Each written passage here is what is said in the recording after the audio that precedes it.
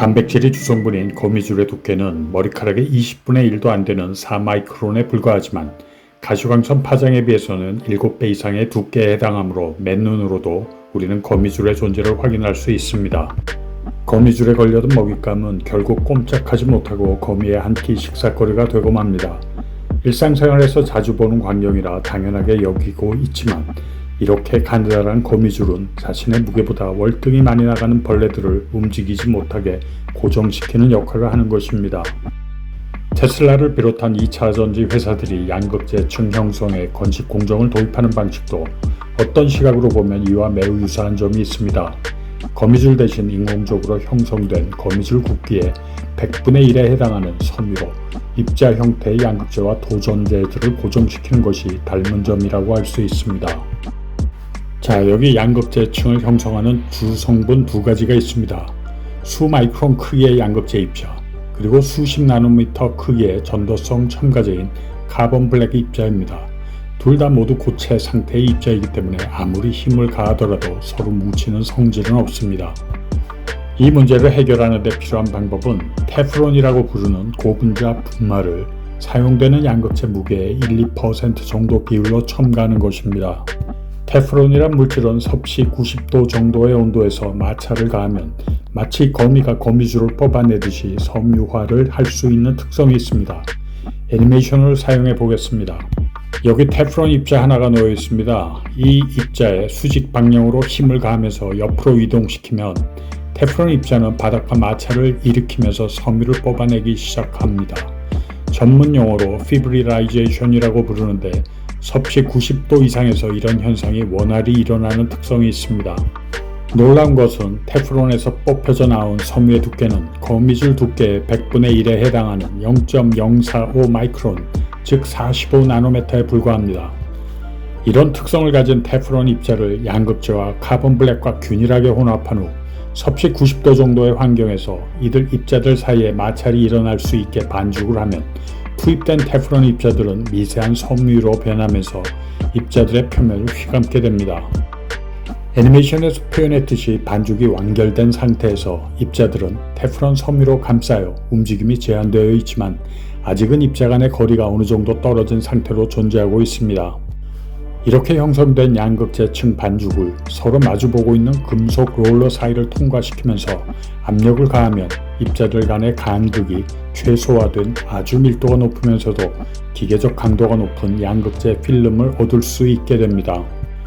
이제 건식 공정으로 양극재층을 형성하는 모든 과정을 애니메이션을 통하여 다시 한번 살펴보겠습니다.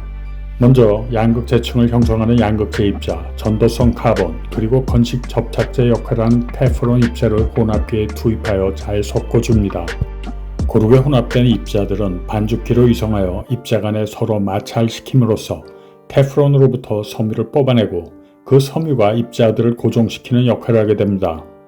초미세 테프론 섬유로 둘러싸여 고정된 양극재 입자들은 이제 일정한 간격을 유지하고 있는 두 개의 금속 롤을 통과하면서 칼렌다링 공정을 거치게 됩니다. 간단히 표현하자면 반죽을 고온고압화해서 필름 형태로 변형시키는 과정입니다.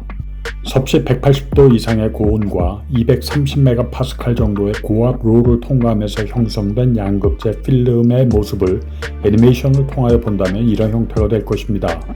그리고 이것은 실제 건식 공정을 통하여 제작된 실제 양극재층의 전자현미용 사진과도 유사합니다. 그리고 건식 공정과 습식 공정으로 각각 제작된 양극재층 내의 양극재 표면을 보면 확연한 차이를 보입니다. 건식 공정으로 진행된 경우 양극재 표면에 미세한 테프론 섬유가 입자들을 고정하고 있는 반면 습식 공정의 경우 양극재 입자 표면에 이들을 접착시키기 위한 용도로 사용된 바인더 고분자가 덕지덕지 붙어 있는 것을 볼 수 있습니다. 양극재 입자들을 서로 부착시키는 역할을 하는 바인더 고분자는 전기가 통하지 않는 부도체인 동시에 리튬이온이 양극재 내부로 삽입되거나 빠져나오는 것을 방해하는 역할을 하므로 고속 충방전을 저해하게 됩니다. 여러분이라면 이런 상태를 선택하시겠습니까? 아니면 건식 공정을 선택하시겠습니까? 건식 공정의 장점은 여기에 그치지 않습니다. 고온 상태에서 롤러로 높은 압력을 가하면서 양극 필름을 제조하므로 습식 공정으로 제조된 양극재층에 비하여 훨씬 밀도가 높은 양극재층을 형성할 수 있으며 동시에 훨씬 두꺼운 양극재를 형성시키더라도 전기 전도도의 저하가 상대적으로 작습니다.